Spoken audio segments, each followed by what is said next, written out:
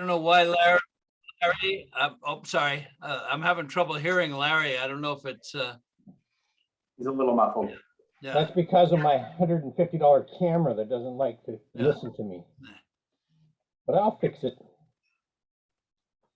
Can you hear me, Terry? Yes, I can hear you. Okay. Well, let's go ahead and start, and I'll get on the other system as soon as I can. Okay, so this is the board meeting of the Marin Municipal Water District on the 15th of March, and I need a roll call. Director Bregman,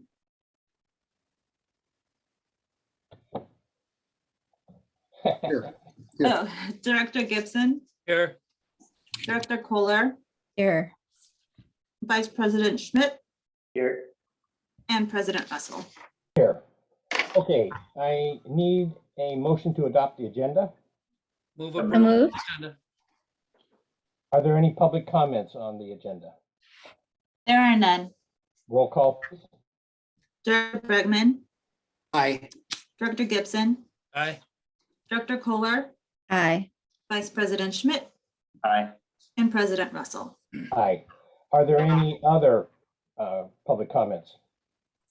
There are none. Okay, well, let's close this and reconvene.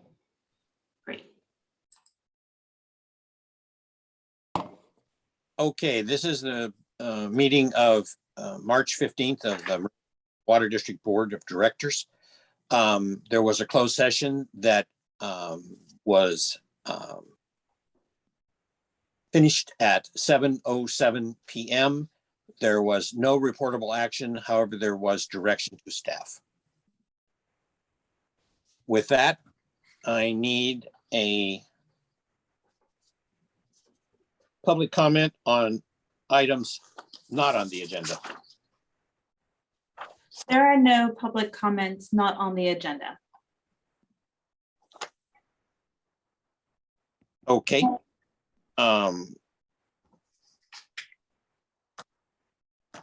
Directors and general managers announcements.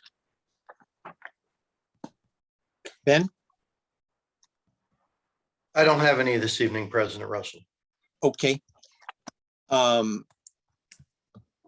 Jack? He's not on. Oh, that makes him hard to give his announcement then. Okay, I think we're going to skip this one until everybody's on and we'll come back to it. I need a motion to approve the consent calendar. So moved. Second. Roll call. Director Bregman, Here? Director Kohler, Aye. Vice President Schmidt, Aye. and President Russell. Aye. Just to be clear, Director Bragman, that was a motion to move the consent calendar. If you wanted to vote aye or just not vote. I'll change that to an aye. Sorry about that. That's okay. Okay. And like I said, we'll come back to this as soon as Jack's on about the announcements. I need the first item is item 9. It's authorizing general manager to enter into an agreement with the California Department of Fish and Wildlife.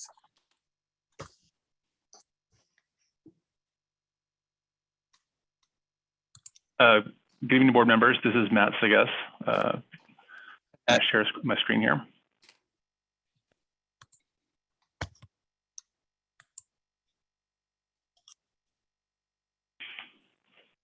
Can you hear me okay? Loud and clear. Yeah. So this evening, I'm going to give you a brief update on the status update of recent grant applications and awards, and an update on a bill we're tracking in the legislature with a request for consideration of board support. In late 2021, district staff applied to the state's Water and Wastewater Arrearages Payment Program, which offered relief funding for customer debts accrued during the COVID pandemic. The district applied for and received $2.1 million, which was the amount of debt accrued between April 15th, 2020 and June 15th, 2021, which remained unpaid at the time of the district's application in October of 2021. In December, the district received approval and payment from the state, which was then credited to 2,579 eligible customer accounts early last month.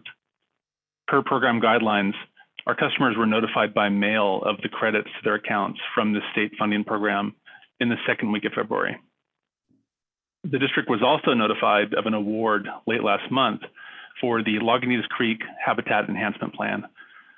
This Coho recovery grant will provide an additional $869,000 in funding to advance designs from the 30% to the 100% stage for 7 restoration sites within the SP Taylor State Park reach of Lagunitas Creek.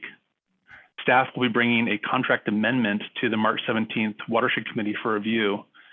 Tonight, we're asking that the board pass a resolution authorizing the general manager to enter into a grant agreement with the California Department of Fish and Wildlife in the amount of $869,178. In addition to the funded awards, the district has also recently applied for wildfire resilience funding through Cal Volunteers, which is a workforce development opportunity, as well as additional funding for vegetation management from the State Coastal Conservancy and CAL FIRE. Additionally, a grant application was also submitted to the state for more funding for the Azalea Hill Trail project. On the infrastructure side, the district recently filed a member request with the Office of Assemblymember Mark Levine for funding to support the San Geronimo Treatment Plant Emergency Generator Project. Another member request was filed with the Office of Congressman Jared Huffman for support of winter water project planning through the Army Corps' Water Resources Development Act. Additionally, the WIFIA tank replacement loan is pending. However, our federal Water Smart intertie funding request has been denied. The second request for intertie funding with the State Department of Water Resources is still pending. Can I ask you a quick question? Matt, can I just Oh, sure. can I ask you a quick question about that water? I'm surprised about the Water Smart funding. Can you tell us which of the various Water Smart funds you were doing this through? Was it WEEG or one of the other ones? Maybe It not. was the drought resiliency funding pot Oh, that that they had. specific pot. Okay. Yeah. Right. Thanks. Sure. So on the legislative side, staff continue to track legislative bills of interest to the district. Tonight, we are bringing to you Assembly Bill 2142, which is from Assemblymember Gabriel from the San Fernando Valley. This bill would, for taxable years 2022 through 2026, provide an exclusion from gross income for any amount received as a rebate, voucher, or other financial incentive issued by a local water agency or supplier for participation in a turf replacement water conservation program. As you know, California law previously exempted turf rebates, but the exemption was allowed to sunset in 2019 because the state was not experiencing drought. By proposing to reinstate this exemption, the bill's author and its supporters argue that an exemption from taxable income will help incentivize participation in turf replacement programs. The Association of California Water Agencies, or ACWA, is sponsoring AB 2142. So Given our Matt- board's yes. I'm so sorry. I'm so sorry to interrupt you. I just need to break in here. I just want to disclose to the board and the public, my organization, the nonprofit that I work for during the daylight hours, Water Now Alliance, is also a supporter and sponsor of this bill. I did check with the FPPC and there's no conflict because we don't receive funding for that, but nevertheless, to avoid any appearance of, anything, I'm going to recuse myself from this, from acting on this item. Thank you, Director Kohler. So given that the board's interest in this issue, staff is recommending that the board formally adopt a support position on this bill. Adoption of a position of support by the board tonight would indicate that the district actively supports the proposed legislation. Matt, I don't know if you have any voice or input into the bill, but another tax exemption should be for the rainwater collection rebates. that we're giving for tanks. I know to get that rebate, the district is requiring Social Security or tax ID numbers. So I don't know if there's any appetite to expand this for participation in other water efficiency or conservation programs, but there should be. It's just crazy to be taxing people for taking advantage of conservation rebates. Thanks, Director Bragman. At this point, the bill is just being introduced, so we can note that support potentially with Aqua, with our interest groups. Okay, I'd appreciate it.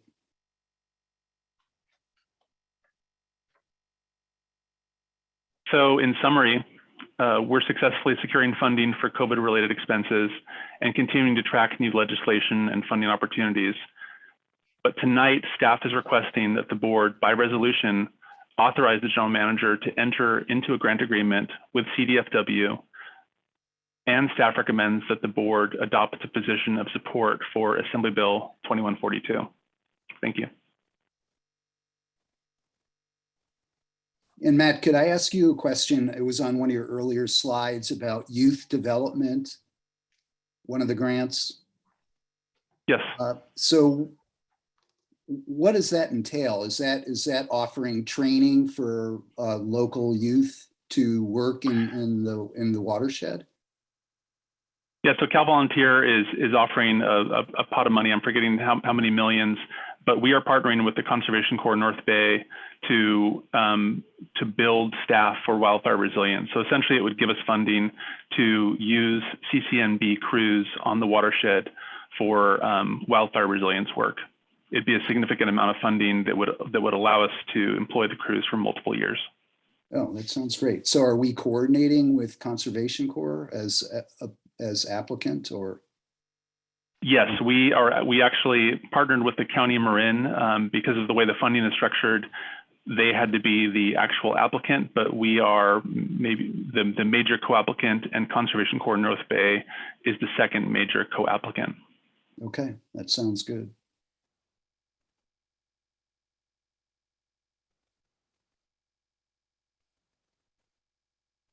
Okay, so you're waiting for us to do something? Is that correct? Are you Yes, done? I am done. Thank you. Okay, that's all I was asking. I move approval of the resolution. Can I get a second? Second. Can we have public comment? And just to be clear, there's a resolution and also a request for support on the legislation. So we can deem that motion to be inclusive if the board's so inclined. Works for me. Yeah, Everybody else? that's fine. Yeah, I think Okay. both are worthy of support for sure. Okay, thank you for that. Public comment? There are none. Okay. Roll call?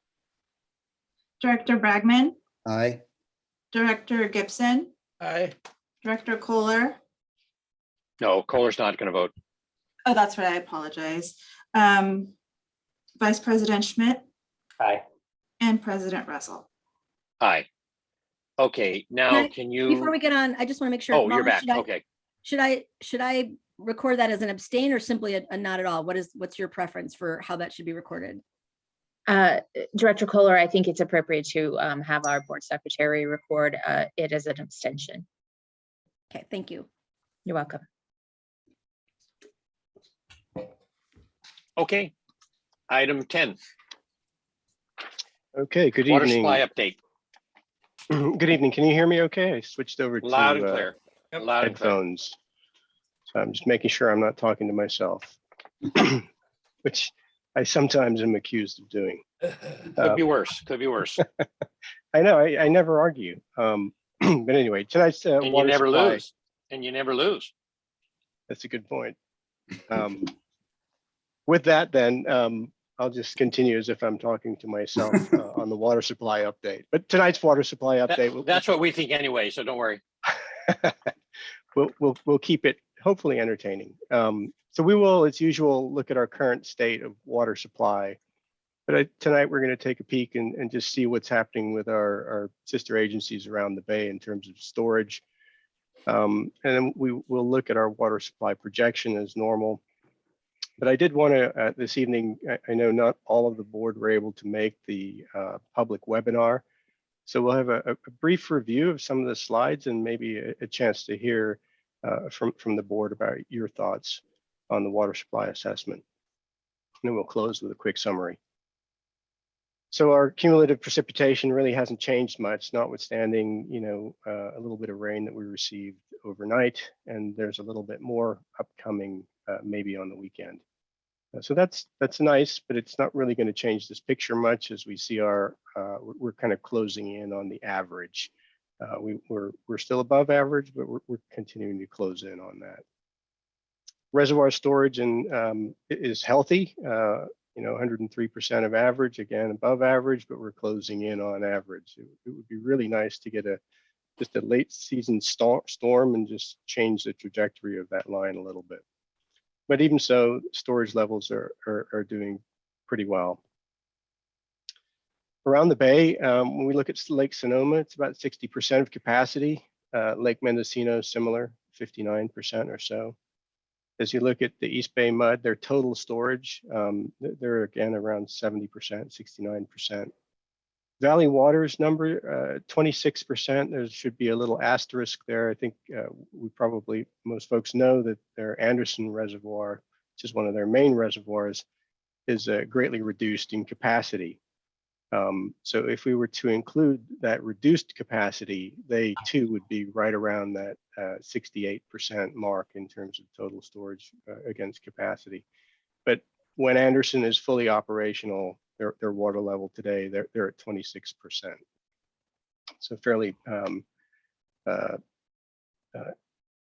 to be an interesting year for Valley Water. They'll be relying fairly heavily on water transfers.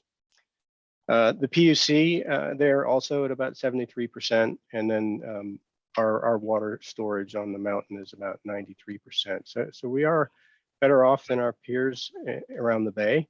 But it is important to recognize that, for example, SFPUC, the volume of total storage we're talking about is north of 1 million acre feet. Yeah, I think, Paul, it would be wise to add the volumes to all of these. Mhm. Yeah, They're all pretty big. I mean, they Lake are. Mendocino. Yeah. It would, and also percent of average would be really helpful because that would really tell us where they're situated relative to normal. That's a good point. Yeah, we can try to track those numbers down, and we'll follow those as we go on.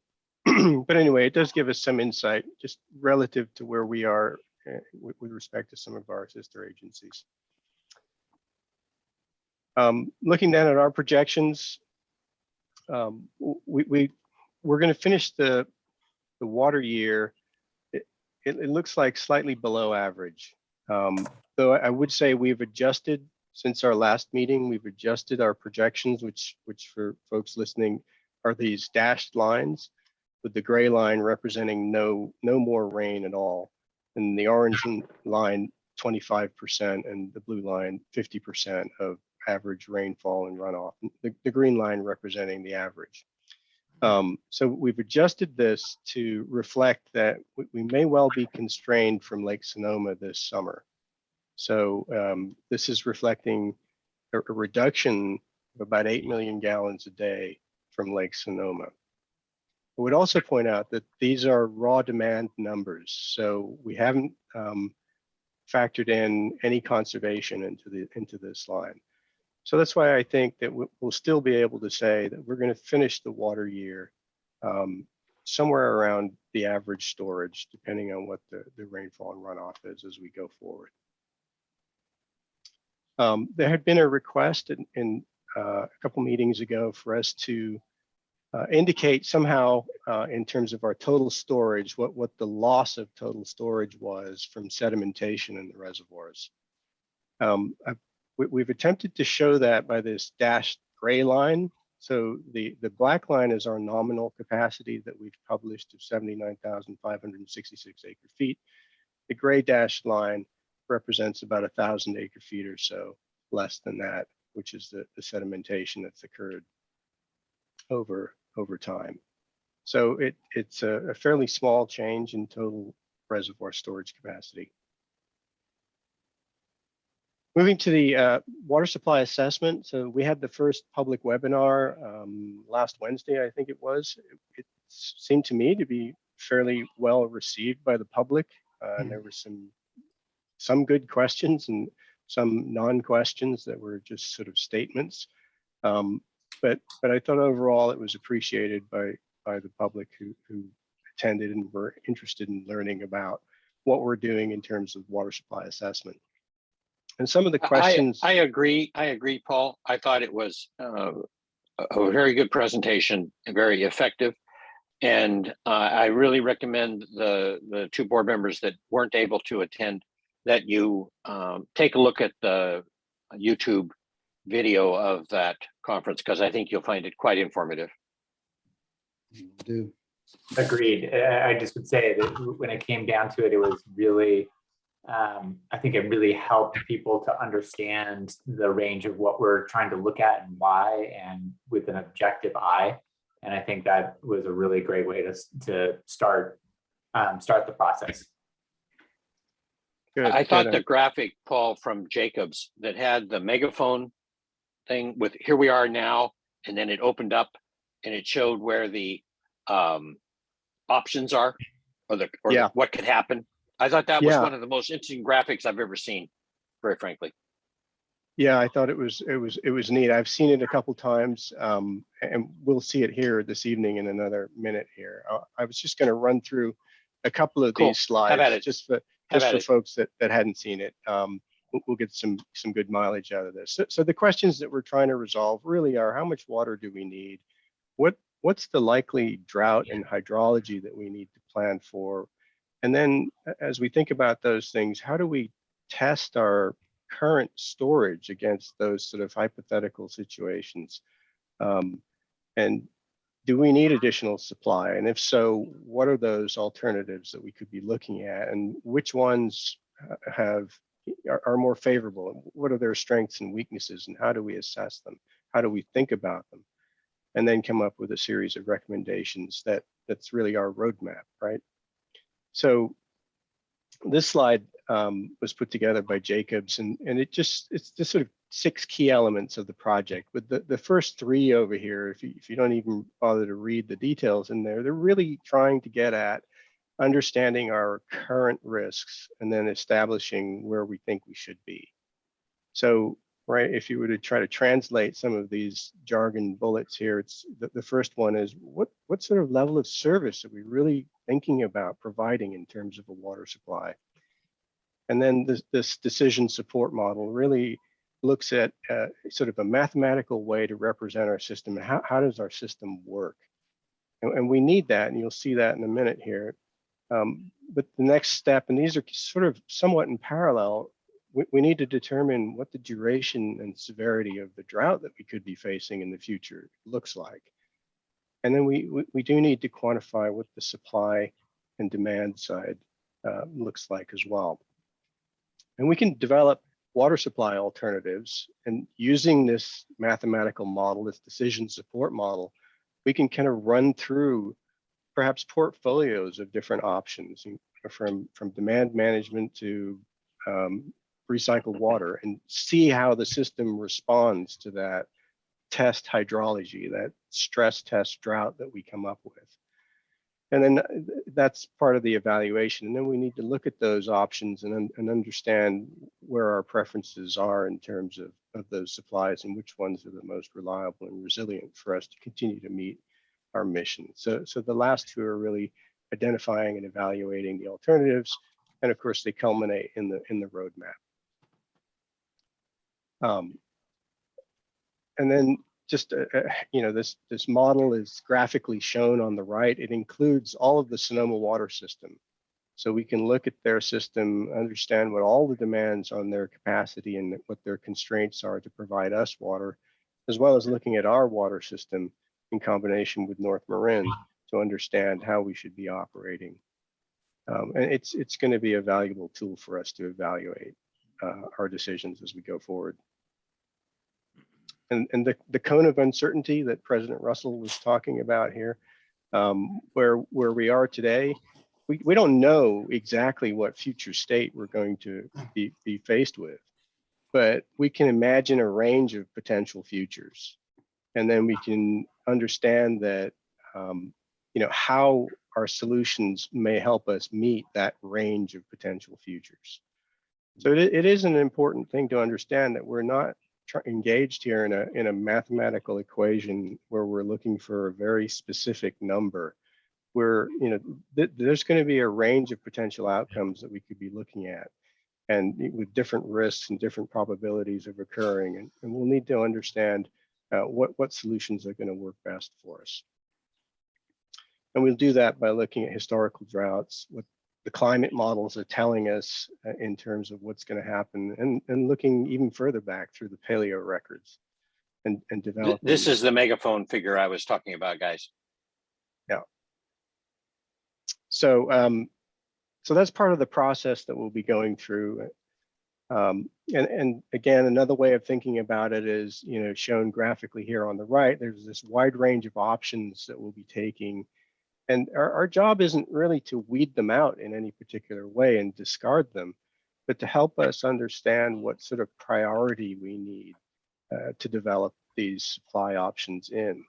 And ultimately, they're going to end up in this portfolio of options and a roadmap that we can develop. And we can think about this roadmap in terms of time as well. So an option may be, whether it's Sonoma winter water, may be the first option that we start looking at. It doesn't mean that we rule out recycled water. It may mean maybe that just has a slightly longer runway in front of us, or roadway in front of us before we get to that option. So I think it's going to be an interesting process for us to go through.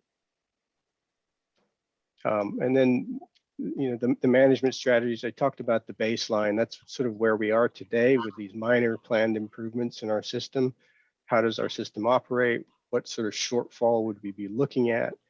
And then how does long-term conservation change that? And then what about purchases and conveyance through the intertie, and all of the other options that we're going to be talking about along the way. So in terms of, I think can I just ask you a quick question? Can you just run back to that slide for a second? Yep. The past slide. So, I see, you have Sonoma water options, because one thing I think a number of us are particularly interested in is groundwater storage in Sonoma.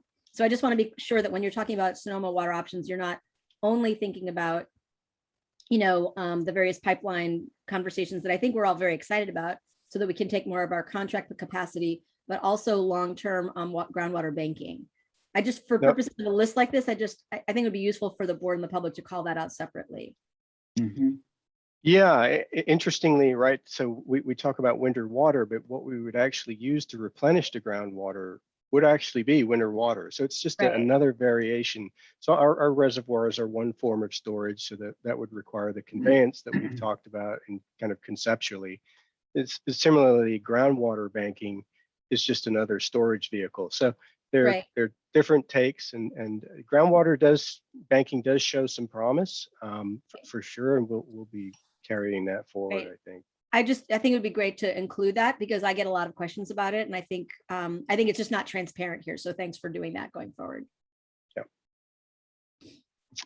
Yeah. Okay, so our public workshops, I think we've made fairly well known, but I did want to, make sure the board understands that we were not just going to be presenting to the public, but we are going to try to bring as often as we can, when we have meaningful updates to the board. For example, in April, we'll be talking to the board about the goals and targets, that strategy, that level of service that we're striving to arrive at. Because that's going to really form the basis. A lot of our water supply planning in the past really has kind of skipped over that step of level of service and identifying what that kind of anchor point is. And so interspaced between the public workshops, we'll be communicating with the board, as I said, in April about goals and targets, in May about the alternatives, and then in June, how the alternatives evaluation is going. And then of course that will lead into the roadmap. It does seem a little unbalanced, and we've been talking maybe about a workshop number 4 in between the alternatives evaluation and the roadmap. So we'll see how that goes. But that's our schedule moving forward, just kind of grossly. So if you're looking at the slides and wondering when you can expect to hear information, other than always just reaching out and asking me or Lucy or anyone on the project, these will be the plan going forward. So in summary, then, we're going to continue along with the water supply assessment and the goals and targets in April, alternatives in May and June, and the roadmap in July. Our storage, just switching back to storage for a minute, our storage projection does indicate we're going to be near average levels for the end of the water year, even if we have no additional rain. Recognizing that the state is still in drought conditions and we're a little bit better off than our peers around the Bay Area, our messaging and actions for our customers is really to continue to use water wisely. And that concludes my presentation this evening. I got a question for you, Paul. Obviously, Sonoma is still in a drought. They didn't do it as well as us with the recent rain season. And you mentioned 8 million gallons a day is restricted from Lake Sonoma. How will that impact us? I mean, to what extent? So it's going to, that 8 million reduction is not 100% certain, but it does seem likely that they're going to need to file a temporary urgency change petition for Lake Sonoma this year. Mm-hmm. And along with that will come a reduction. And we've assumed that the reduction will be similar to last year's. And we were limited to 4 million gallons a day from Sonoma starting in July. Okay. So we still have a couple of months that we can try to make hay, as it were. That's going to affect our balance in our reservoirs at the end of the water year by a few thousand acre feet. And is that related to Potter Valley, or that's just related to conditions in general? Just conditions in Lake Sonoma. So and their desire to preserve that storage level by reducing the stream flow coming out of it. In order to do that, they have to file a temporary urgency change petition. Of course. So that's their goal, is preserving the storage in Lake Sonoma. Yeah. Along with that petition comes typically a 20% reduction in demand or that they can supply to their customers, which is where we take the hit. Okay. And in that scenario, what do our new pumps at Costanza do for us, if anything at all, in that scenario? They probably won't be able to help us too much in that scenario for that period of time. Okay. But Well, they'll be extremely important leading up to that point. And similar to this year, once the rains start, we'll be able to use Castagna to get additional water, because will be above the minimum stream flow, not coming from Lake Sonoma. And that's what we did this year. And we're still taking exceptional amounts. So we'll follow a similar game plan and benefit from. Let's hope you're right about the rain starting. To that end, have you looked or gotten any information from NOAA or anybody about what they think is going to happen next year? I mean, you showed that one map that showed lower or average or something like that. Even that was a 3 to 4 week outlook. Yeah, they'll start thinking about next year. I would maybe in August, that sort of time frame. Yeah. Well, is there any chance of us? So last fall, we were able to pick up, excess in-stream flows. What are the chances of that happening again this fall, or at other points in time between here and there? So obviously, once we enter the summer period, we wouldn't expect much in the way of rainfall. So between October and May, typically, is when we might expect rainfall to occur. So yeah, at any point in that time, and looking over, if you remember some of those, they're very difficult charts to kind of look at and make total sense of in a quick manner. But bottom line is that it does seem that even in the very driest years, we do get rainfall events, and that Russian River watershed is huge. 1,400 square miles or something. It's just an enormous watershed. So it doesn't take a lot. And, and to Ben's point about us being able to take winter water this past fall and winter, that since the October rainfall, the Russian River hasn't gone below the in-stream flow requirements at all. I haven't checked it this week, but it's been above the minimum in-stream flows since the rains in October. When we take that winter water, what kind of storage issues do we have when it comes through Costanza? So we bring when it comes down, we're at the moment using the water in the system. Right. So we don't really have a means to store the water in a reservoir at this point. And that's part of what we'll be looking at, what sort of improvements we might need in order to be able to do that. Okay. How much finished water storage do we have, Paul? Like, Round Hill tank and that kind of stuff? In San Quentin? I want to say 80 million gallons, something like that. But that could be filled with the water from the Russian River. Oh, I mean, I don't know off the top of my head. Ballpark, because it seems to me it's probably a quarter of our storage. I think quarter of our finished water storage is in my end of town, which is the end of town that gets the Russian River water. Yeah, it would just be a guess at this point. Yeah. Paul, going back to the water supply assessment process, and I want to just thank you for a really thorough presentation. This is helpful. I'm only looking away because I've got this up on another screen so I can keep looking at it. But one thing that I feel it seems to be missing is cost. That's going to be really one of the most critical factors here. I completely agree that you want to be evaluating all of these things, independently, supply demand. I like the decision support model, but I do think, our resources are not unlimited.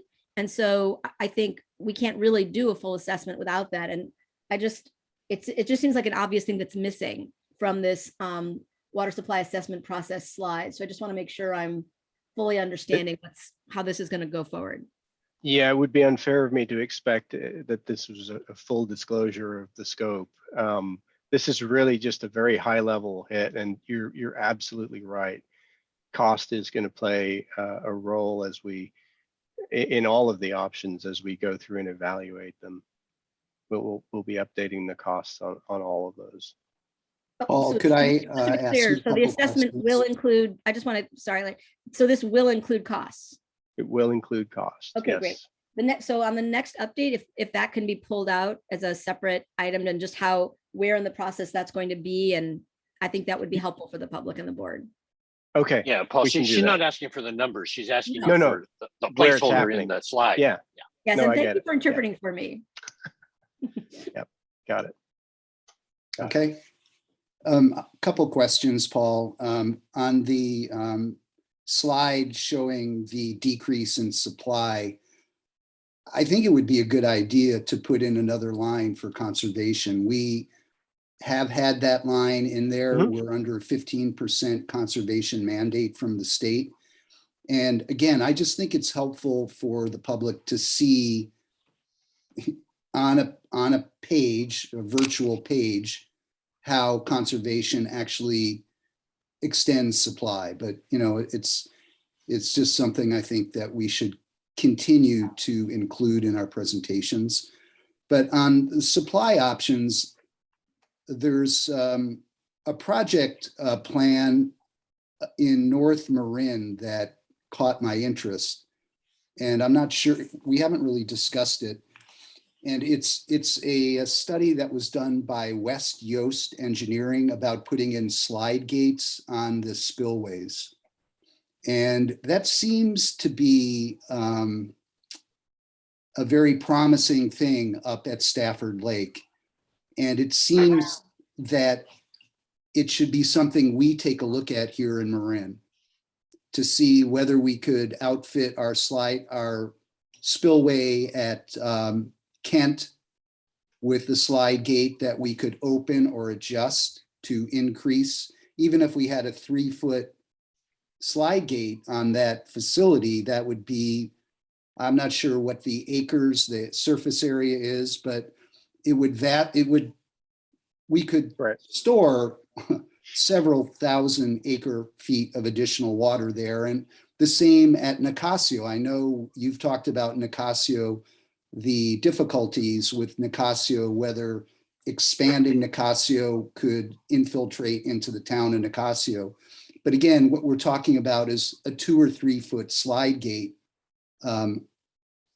installed on the spillway that could capture quite a bit of water. And it's just something we haven't discussed, but North Marin has a study for Stafford Lake that I think we should be taking a look at. Yeah. I I'm don't aware know of that we this. have the water right to do that, Larry. Well, that's all going to be part of it, of course. Right, yeah. But it's a much more efficient way of capturing water without raising the dams. You're putting in an adjustable gate on that spillway that could capture additional water. And of course, we'd have to get permission and authority from the Water Resources Board to do it. But given climate change and everything else that we're facing and the TUCP process that we're going through, I think we may have a favorable hearing if we pursue it. And it just seems that we should be taking a look at that study from North Marin to see if it's applicable either Nicasio, Kent, or even Sulahuli. I agree with you. It's worth looking at the study, but be advised, you're kind of playing with fire when you muck with the spillway. The whole point of the spillway is to ensure the dam never gets overtopped. So when you start raising that one, now you're getting into a situation where, let's just say the slide gate doesn't open. Okay, now you're in a world of hurt. You can start letting water out the bottom, but it won't do anything like the spillway. So just be advised, there's a little more science to it than, Well, yeah. Stafford is. There's going to be engineering. There's going to be studies, but it's a far smaller task than raising the dam. It's modifying the existing structure to capture more water seasonally. Yeah, these gates can be opened or closed depending on the need. So I just think it's something that should be folded into our conversation, and certainly something we should be taking a look at because North Marin seems to be serious about it. Yeah, no, I think it's a great suggestion. We'll, under the expand local storage option, it fits nicely under there, and we'll definitely make sure that one gets considered. Please, thank you. Yeah, absolutely.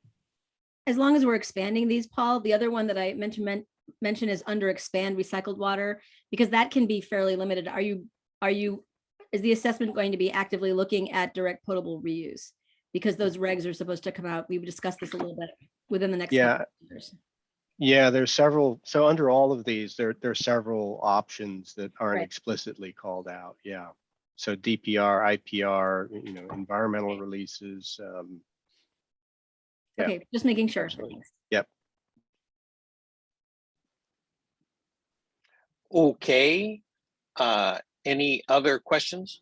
Yeah, Paul, I want to, I think because it's so important to begin with the end in mind, I want to make sure, and I'm sure you're already thinking about this, is that when we are assessing these different alternatives, that we are assessing them by metrics that can then help us to compare them on the back end.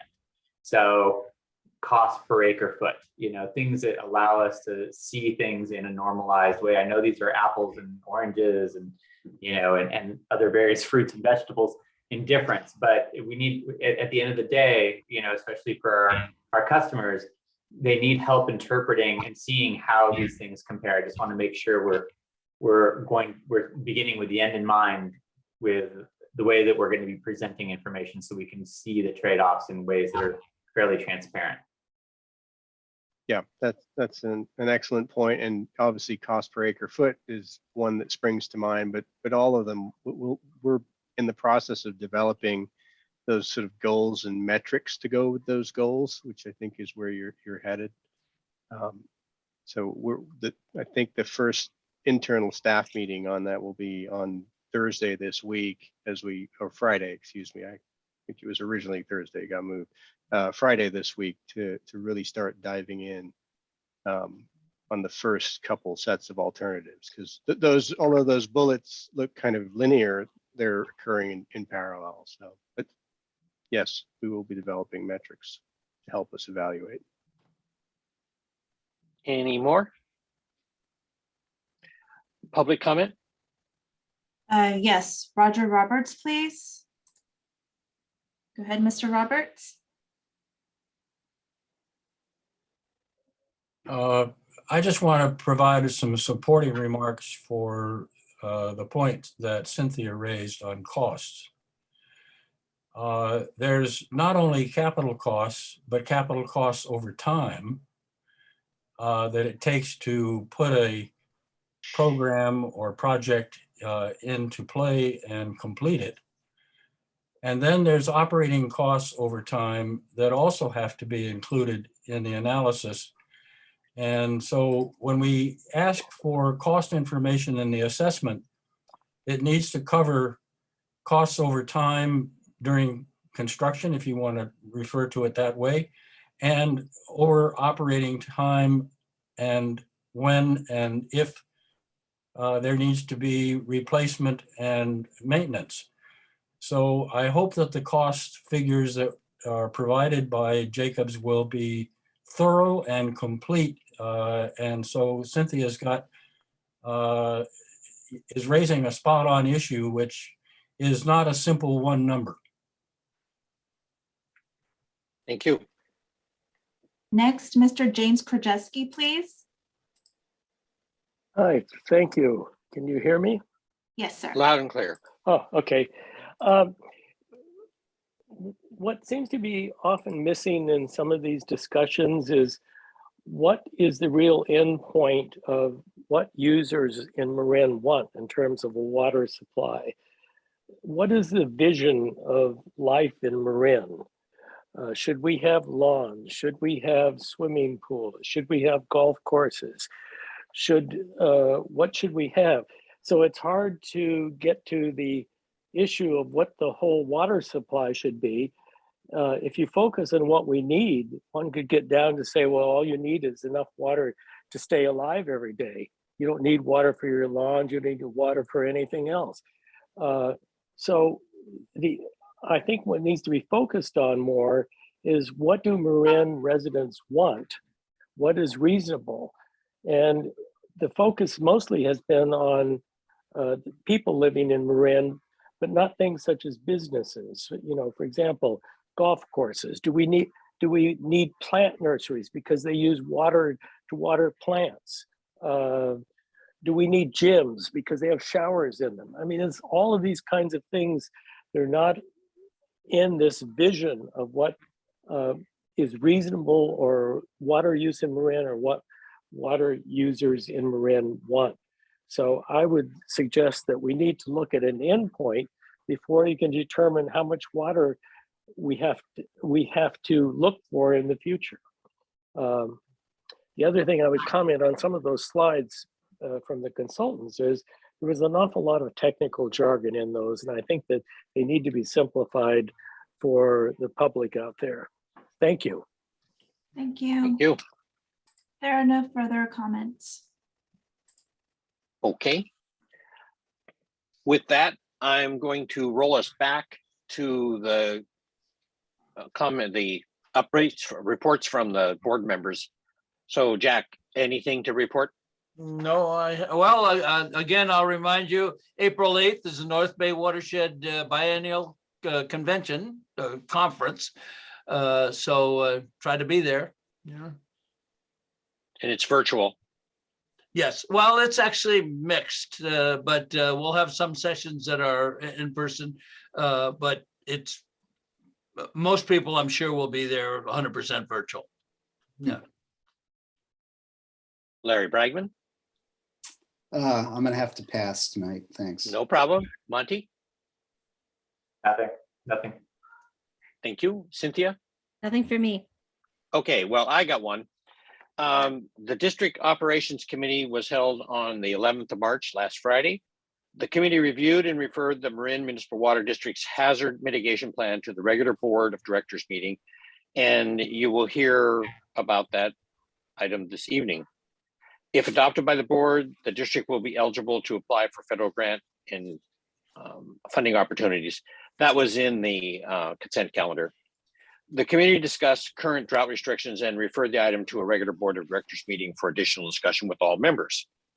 With that, we'll move on to item 11, which is adopting ordinance 459 prohibiting the irrigation of non-functional turf.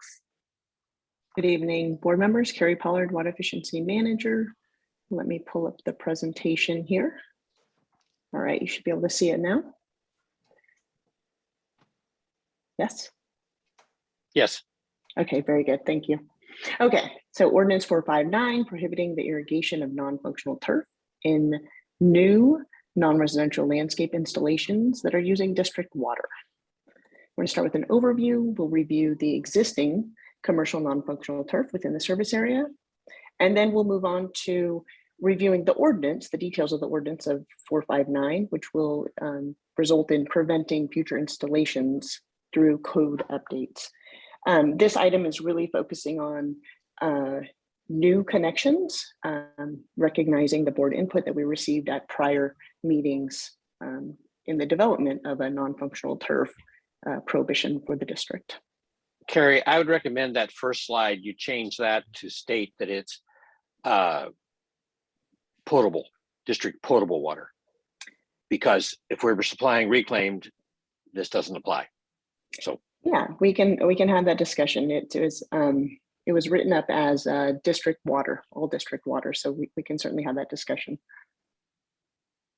So initially looking at evaluating existing non-functional turf, I wanted to include a slide on this, just recognizing we do have 1.5 million square feet of non-functional turf, commercial non-functional turf within the service area. If that was to be replaced or converted to low water use landscaping, it would result in a savings of approximately 164 acre feet a year. And this is for sites that are municipal sites, medians. I have golf courses on here, but it's not golf course play area, right? This is just the parkway strips or the medians within a golf course that would be considered non-functional. It includes strip malls, retail establishments, et cetera. And there's a photo here to give an example of the type of locations within the service area that are included in that 1.5 million square feet. So looking at the details of Ordinance 459, the goal here is to prevent new installations of non-functional turf. And what the code states, what the ordinance states is that non-functional turf irrigated with district water shall be prohibited. And this would be incorporated into our normal year water conservation program as part of our water efficient landscaping section. So we already have some requirements that new connections or new customers need to comply with, and this would be rolled into that section.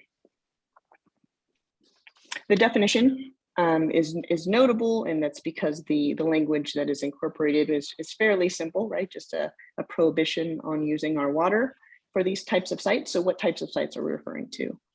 The definition is on the top. It's any turf planted with non-residential landscapes, within non-residential landscapes, excluding recreational areas, and any other areas where turf is necessary for the intended function of the planted area, and there's no alternative material that's suitable for that site's anticipated use. This is the new definition that would be incorporated into our code if adopted. There's two references within that new definition of existing definitions. So I want to include those as well, which is the non-residential landscapes and the recreational landscapes. Excuse me, recreational areas. As far as applicability and effective date, The applicability directly aligns with our landscape plan review requirements, and that is any new construction project. So it would be a new connection where the landscape area is equal to or greater than 500 square feet, where a building permit, plan check, or design review is required, it would be applicable. And the other would be part of rehabilitated landscape. So if there's a project, again, that requires a building permit, plan check, or design review that is equal to or greater than 1,000 square feet, it also would be subject to these requirements. Again, if it met the definition. So we wanted to make sure that we call out that this does not include residential homes or residential sites, HOAs, kind of recreational areas of HOAs, etc. The effective date would be, if adopted tonight, it would be 30 days from adoption, and this would apply to new connections that apply for water service applications, or rather the applicable sites that apply for water service applications would be subject to this requirement within 30 days. I want to note that there is a variance process that is in place. This is embedded in our code, and this is not changing, that allows us to provide reasonable accommodations for sites that are not explicitly captured. So some examples might be daycare facilities or veterinarians, but really we feel that the definition allows for these sites to be approved or go through the process without necessarily a formal variance. But we do want to recognize there is a variance process. So closing out with the recommendation. So this is an action item, and the recommendation is to approve and adopt Ordinance 459, approving 1, the definition of non-functional turf. 2 would be a prohibition on non-functional turf being irrigated with district water. And again, as noted by President Russell, this is all water supplied by the district as written. It would be effective on April 15th if adopted this evening, and it would be applicable to new and rehabilitated landscapes that are required to comply with our landscape plan review process. And with that, I'd be happy to answer any questions you may have. I have a question. What kind of input, if any, have you received from the public on this? Have you gotten any reaction?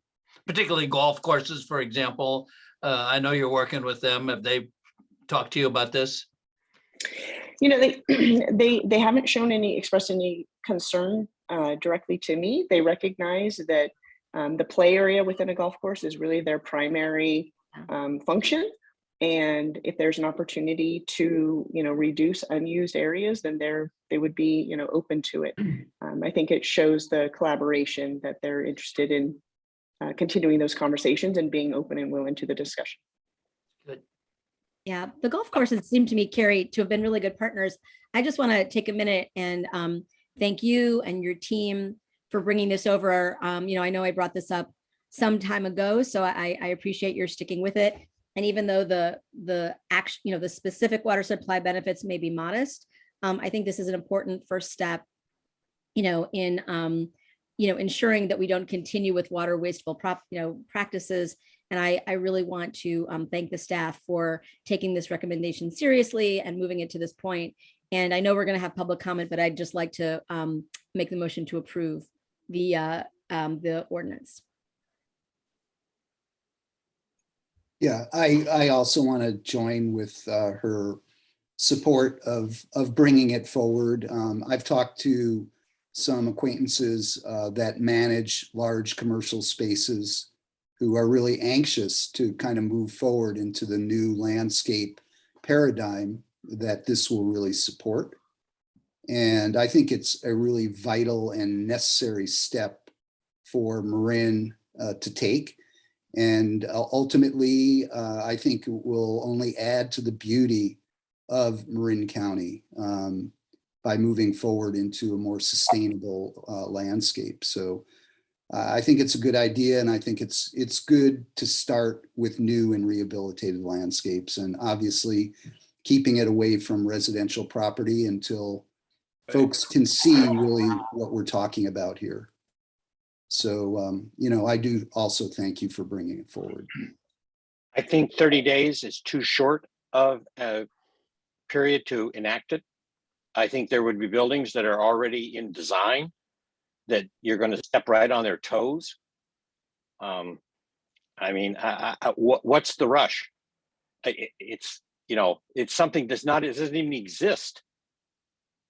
You know, why are we in a rush to deal with that? And I completely disagree with the definition of the district water. I think that if someone chooses to build a building like the buildings like Equity, Embassy Suites, and the buildings over by the Civic Center, they're there because of the reclaimed water. What is the driving course at the golf course there? I can't think what his name is right now. McGinnis. McKigney Green. What is that McGinnis. usable? No, Yeah, that's McGinnis. usable. That's obviously usable space. We're talking Well, about. but is it? Is it? I mean, is a golf driving range? What do they gain from having grass on a golf driving range? I'm not arguing one way or the other. I'm just saying the balls land on it. Does it really matter if they land on grass or they land on dirt? You know, and I think that, you know, if we're using reclaimed water, our goal should be to use more reclaimed water. Yeah. And, you know, to me, it just doesn't, I cannot, if with the addition of potable, I can support it, but I'm not comfortable personally the way this is. Why did we exclude, not separate recycled water? What's the thinking behind that? I guess that's to you, Carrie. Yeah. Yeah, the thought was that it's been unmuted, so maybe I'll let him go for it. You want me to go? Yeah, you go, I'll jump in. I don't Yeah, wanna- so the thought was that, you know, we want to encourage the use of recycled water, but that's also valuable water. And right, at some point it will be a limited supply. And so encouraging the most efficient use of that water as part of our water supply portfolio is incredibly important. Yeah, I just want to say that, you know, staff talked about it, but it's certainly a policy decision which way to land. The thinking was we're moving to kind of a one water paradigm, water's water. We supply the appropriate water for the appropriate use. And do we want to be irrigating with district water? You know, at some point, recycled water we're projecting is going to be somewhat limited in the service area. I mean, I understand the question and the concern, and we did debate it for a while. So I think it's a good topic for the board. But that was the thinking behind it. Water's water. We supply the right water for the right use. And is this a use of a resource? Yeah, I appreciate the fact that you did think about it. That's very comforting to know that, to me at least, that you had that discussion. I think on all of this sort of thing, we need to be especially careful that we don't overregulate. That overregulating isn't the default position. You know. Well, could I just want to, I would like to chime in. Regulating. I mean, you know, No, Rick. I think it's ultimately, we need to get our arms around landscape in Marin. It's our biggest single use of water. And, you know, I agree, recycled water should be conserved. It shouldn't be looked upon as sort of free water. It's not, it's more expensive water. We have a lesser supply of recycled water. We have a lesser area of recycled water. So, you know, it's not some resource that we can just devalue because it's recycled. I don't think this is overregulation. I think, you know, we are going to have a variance process. The statute or the ordinance calls out recreational use as an exception. So I really don't think anybody's out to, you know, take the turf out of golf or change the golf culture or the beauty of golf. But what we're talking about are limited areas. They're essentially mowing strips that could be beautified and made more efficient by planting different material. I mean, we need to engage creativity and aesthetics in moving forward. And I think that's the plus side of this. You can't just look at it as a takeaway. It's actually hopefully going to encourage people to move in a different direction that's going to express Marin's local conditions in an aesthetic way. And I really do think it's a long-term goal that we need to encourage. I know we've been encouraging it for years, and I think this is a reasonable expansion of it. Yeah, I mean, I think I agree with Larry, and I think Carrie was very clear. We're talking about medians. I mean, we're not talking about anything that's going to affect anybody's lifestyle or, you know, or choices about how they, you know, the quality of life. I mean, it's hard for me to see the downside. I mean, there's plenty of examples of overregulating. I think trying to avoid the waste of water is not one of them. What about the 30 days? I'm easy. What do you want to propose, Larry? I don't know. I mean, this is Well, the first I've heard of it. So Okay, could I just, okay, I I just- just wanted to I'd say like to- right now, we've got a prohibition on new landscapes being put in, or we've had a moratorium on it. Haven't we? So is anybody really going to be inconvenienced by this? I don't know. I mean, if you want to say start it in 60 days to give people a longer time to kind of contemplate, you know, what they're going to plant, you know. I just wanted to check with Carrie on if there has been a project submitted for review already. Does that fall in the 30 days, or are those already kind of outside of this? Yeah, thank you, Ben. So it's tied to our water service application, right? So anyone who's in the queue now it would be applicable for the code that's currently in place, and it would be any application that's received starting in 30 days would then need to comply not only with this restriction but all of our landscape plan review restrictions. So this would just be another component of that. So I think 30 days is reasonable based on number of applications, and we actually don't have any commercial sites or non-residential sites in the queue at this point. So there's that. I think we also have to address Mr. Krajewski's question about what do we see the long-term water use in Marin County? I think those are good questions. Can I get in the queue here? I'd like to get in the queue. Sure. Raising hands doesn't work. Butting in, I'm trying not to be that. I'm going to jump in. I can't now. see the raised hand. So okay. If you're talking about the one, well, I won't use that again. So you know, we're talking about new, and so we're not even talking about existing medians. We're talking about a new median. I don't know if there's how many new medians. I don't even know how many, you know, frankly, new developments this would even apply to. I'm honestly, I think this is a right message, but I don't think. And I'd like to think that it would make a dramatic impact. I don't suspect that it's going to, because of the very, very small number of things that this would apply to in the years to come. And I don't feel like, honestly, I don't feel like we have the time for that. I look at 35 acres of non-functional turf, 164 acre feet of water. I mean, I don't, you know, for new hookups, for new established service, how many new established services could be met with 164 acre feet? I mean, we're concerned about growth, and we have an opportunity here to take out non-functional grass-in medians kind of stuff in order to meet new housing. You know, I honestly do believe that we ought to be moving toward all non-functional turf being removed and make it beautiful, like Director Bragman is talking about. This is an opportunity to change our landscape in a way that sends the message we live in a really dry place, you know, and grass in non-functional turf areas, not people's backyards, not golf courses, not play yards. We're talking about decorative areas where we just don't need to have grass.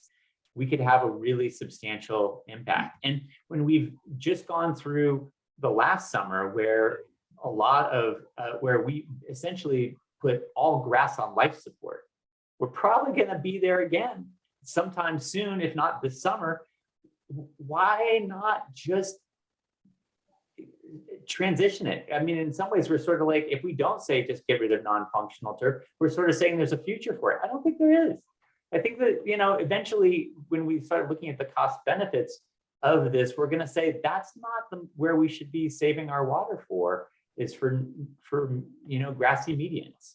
So while I support this as a measure because it's sending the right signal, I don't think it goes far enough. And I would really like us to actually consider, moving toward a ban on non-functional turf, because that's really meaningful. Well, just to remind you, we wound up here because that's where we started, right? I mean, that was the conversation we had this summer about non-functional turf, and it was felt that we were not quite ready to go there. So this is that first step. So I completely agree with you, but for tonight, it's about this ordinance.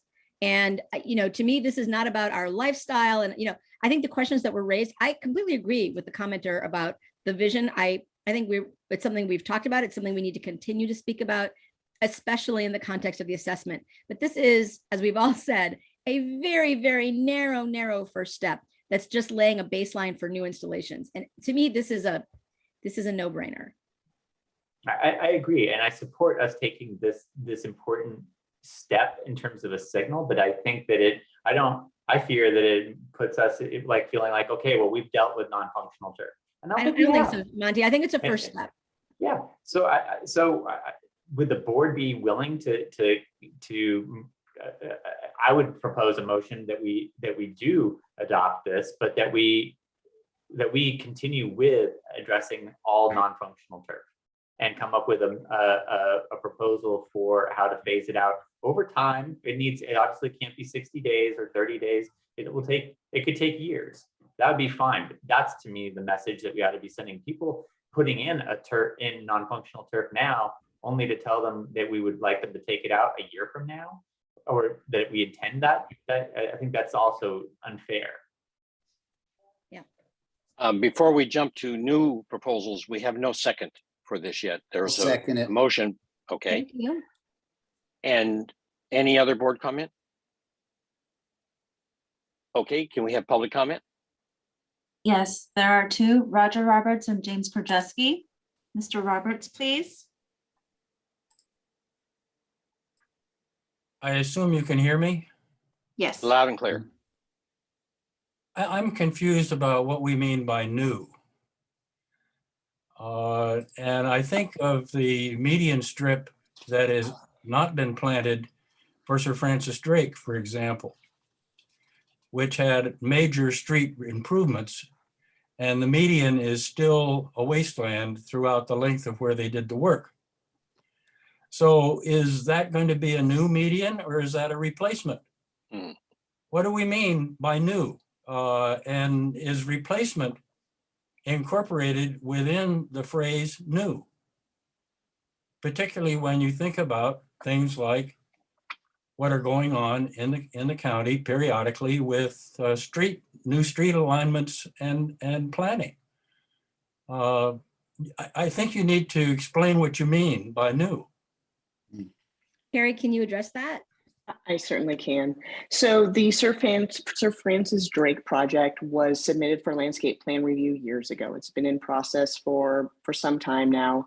And the installation has slowed, and we've actually asked them as part of our prohibition on installation, even though they were approved prior to the enactment of the prohibition on installing new landscapes for that have participated in landscape plan review, new connection landscapes.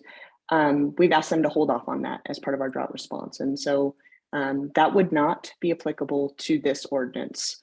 Any future, as you mentioned, medians that are being dug up for other improvements would be held to this standard if adopted this evening. Well, I'm sorry. I think you need to apply this to what's going on Sir Francis Drake. It's new. I'm sorry. Thank you, Mr. Roberts. Maybe we could get voluntary compliance, Carrie. We can certainly ask. Yeah, we can certainly ask. The county's pretty good that way. I'd say, pretty progressive in that way. So I think it's worth asking. Mr. Krajewski, please. Hi. I'm not opposed to the idea of getting rid of turf in a lot of areas, but it just seems to me that this is a premature motion and it's more micromanagement. Let's do a little of this, and let's do a little of this, and let's do a little of this, and it's going to save how many acre feet of water? which again is not addressing the needs of the public. I don't know what the public knows about acre feet of water, because what does that translate into an individual, for example, in Marin, in gallons of water per day or something? How much is this going to say? I really think you need to get down to a vision of what Marin is supposed to look like and see if that is compatible with what the people of Marin want. And the idea from the water district standpoint is you should attempt to supply what the district people want, not what you think they want or what they need. And if you can't do that, that's fine. Then you need to say, well, we can't do that. And this is the amount of water that we have. And these are the possibilities of reducing water use in Marin. But as it exists, it's just micromanagement all over the place. Well, let's do this, let's do something else. Last year it was let's get rid of swimming pools or something. And this year it's let's get rid of the turf and under these circumstances, but not under these circumstances. You need a comprehensive plan and a comprehensive vision. Thank you. Thank you. And Mr. Minikes, please. Well, good evening. I came very late to this because our board meeting ran late. And the gentleman is pretty much emphasizing what I wanted to say. And pretty much repeating what you were saying here. What's going to be really important here is that there is a vision and that you are communicating to the public that this is a phased approach and that, as you were saying, that this is phase one. We're starting here. We're going to move on. We have to address all of this non-functional turf. And so you have to come up with a way to express that to the public so that you don't get beat up saying that you're doing a little bit here and a little bit there, because that is, I didn't know he was going to say all this, but this is what I was planning to say in any case. So good point. Thank you. There are no further comments. Okay, we need a roll call. Director Bregman? Hey, and I just want to say in response, you got to start somewhere, folks. And this is a start. Aye. Director Gibson? Aye. Director Kohler? Aye. Vice Mayor Schmidt? Aye. And I'm sorry, Vice President and President Russell. I do it all. No, no. Thank you, sir. Okay. Our last item is future agenda items. Thank you. So just to remind our directors and the public that we'll have our watershed committee meeting on Thursday at 1:30 p.m. And then we'll have our finance and administration committee meeting on March 24th. And that will be our hybrid meeting, which the directors may or may not want to participate on via virtual. Then our external meetings, the Tomales Bay Watershed Foundation meeting is on Thursday, also March 17th, but they start at 12. And then the Lagunitas Creek Technical Advisory Committee meeting is Friday, March 21st at 9 a.m. And then everything else on the staff report is the same. Are there any questions? Doesn't sound like it. Hearing none, we will adjourn the meeting. Thank you all. All right, thank you. Bye-bye. Thank you. Thank you.